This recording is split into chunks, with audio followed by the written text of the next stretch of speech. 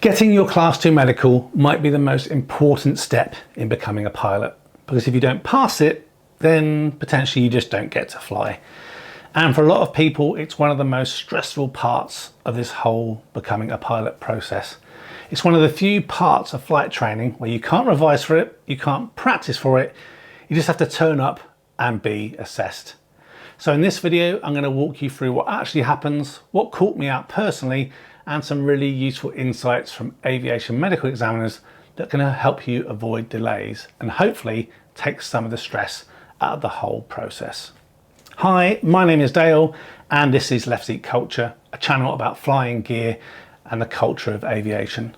Most of what I cover is general aviation, but hopefully it's of interest to all pilots, whatever it is that you fly.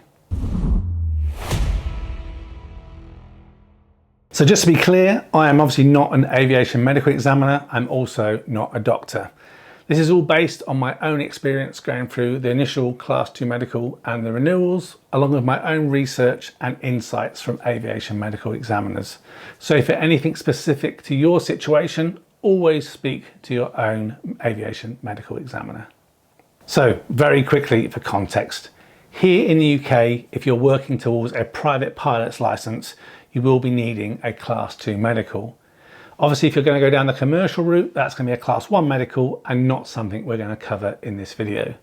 There are some alternatives like the personal medical declaration here in the UK, but we'll come back to that a little bit later. For most people here in the UK, if you're starting out, it's the Class 2 medical will be the one that matters for you. So before you even get to the medical itself, unfortunately, there is a bit of admin to do.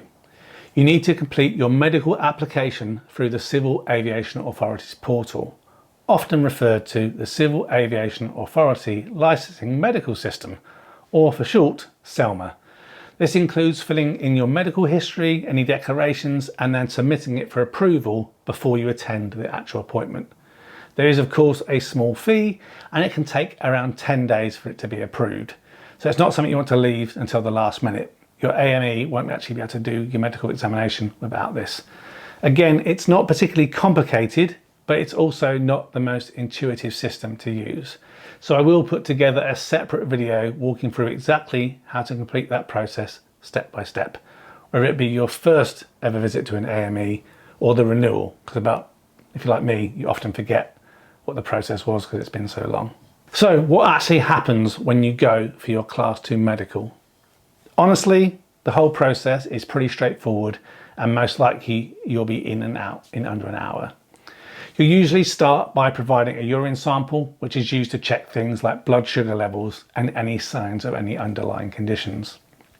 Then you're going to sit down with the Aviation Medical Examiner and they're going to go through your medical history.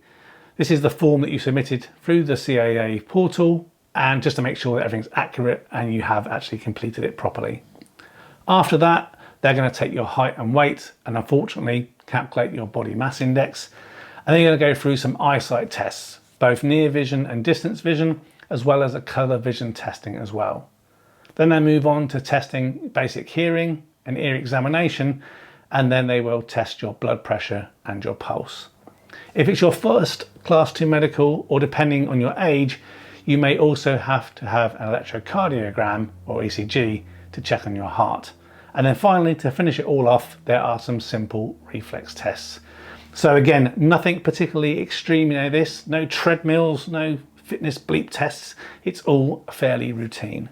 So for me, the thing that caught me out on my initial AME examination wasn't my eyesight, it wasn't my hearing. Unfortunately, it was my body mass index. Because my body mass index was above a certain threshold, it did trigger some additional checks. That meant that I didn't leave with a medical certificate on the day of my initial AME examination.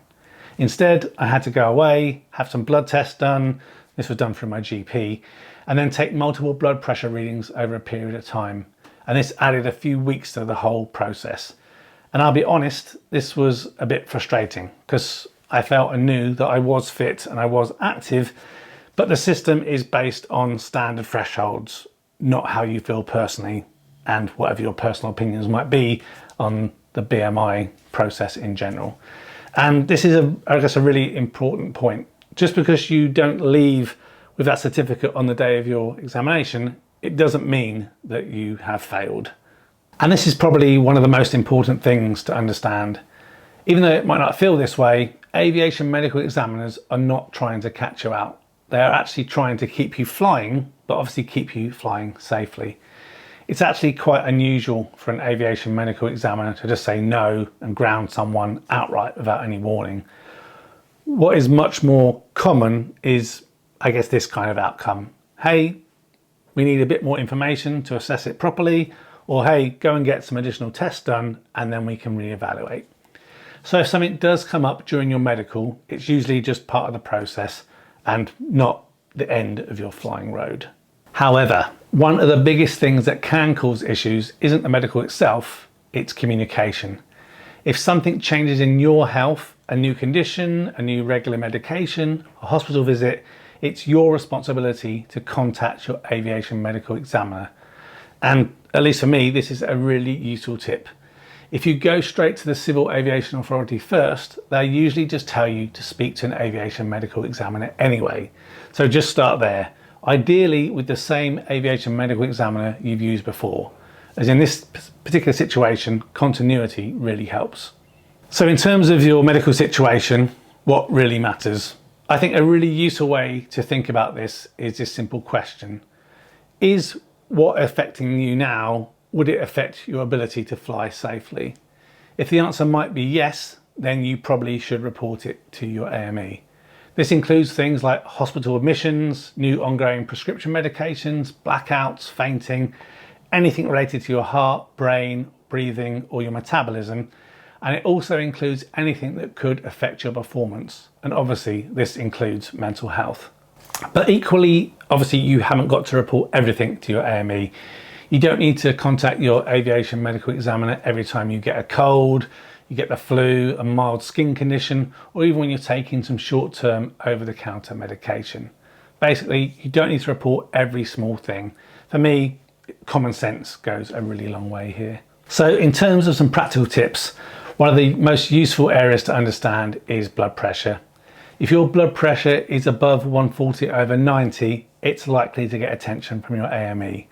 But even if it's slightly higher, that doesn't necessarily mean you're going to fail. It just means you'll be asked to provide some additional readings from home, like what happened to me. In my case, my reading during the medical was higher, but it's completely normal at home. And that's actually something that's very common. It's sometimes called white coat syndrome. And this is where your blood pressure increases in a clinical environment, even though you might not necessarily be feeling stressed. So my really practical tip here is, if you want to avoid delays in that area, is take some blood pressure readings at home before your medical and bring them along with you. That alone can save you weeks of waiting, like I had with my initial exam. And that's what I do every time now. Before my renewal, I do a week of testing my blood pressure at home, twice in the morning, twice in the evening, and I can take that to my AME for assessment when I have my renewal. Another useful rule of thumb mentioned by an aviation medical examiner is to wait around 48 hours after starting any new medication before flying. That's simply to make sure you're not experiencing any side effects. This isn't a strict legal rule for every medication, but it is a sensible practical guideline and something that I would personally follow. On the topics of renewals, actually, this is one that often catches a lot of people out. If you renew your Class 2 medical within 45 days of expiry, you don't lose any of that validity time. It will just renew on from when it kind of ended, so you kind of get those kind of bonus days. If you go beyond that, your new certificate starts from the day of the exam and you obviously lose those extra days. So realistically, you want to be booking your appointment around 4 to 6 weeks in advance of when your medical actually expires. When it comes to your medical, there are a few areas that people commonly worry about. Body mass index can trigger additional checks, like it did for me, but obviously it's not an automatic failure. Sleep apnea is another one that's taken very seriously because of fatigue risk, but again, this can be treated and it can be managed. Conditions like ADHD and autism, again, they're not automatically disqualifying, but there are certain medications that are approved by the CA that can be used to treat it. Migraines, including ocular migraines, are assessed both based on how well they're controlled and how they're managed. And even things like laser eye surgery, they're allowed, but usually require a recovery period and a clearance report. Again, in most cases, none of this is about stopping you from flying, it's about managing the risk safely. So as mentioned at the start of the video, if you're unable to obtain a Class 2 medical, there are alternatives, such as a personal medical declaration.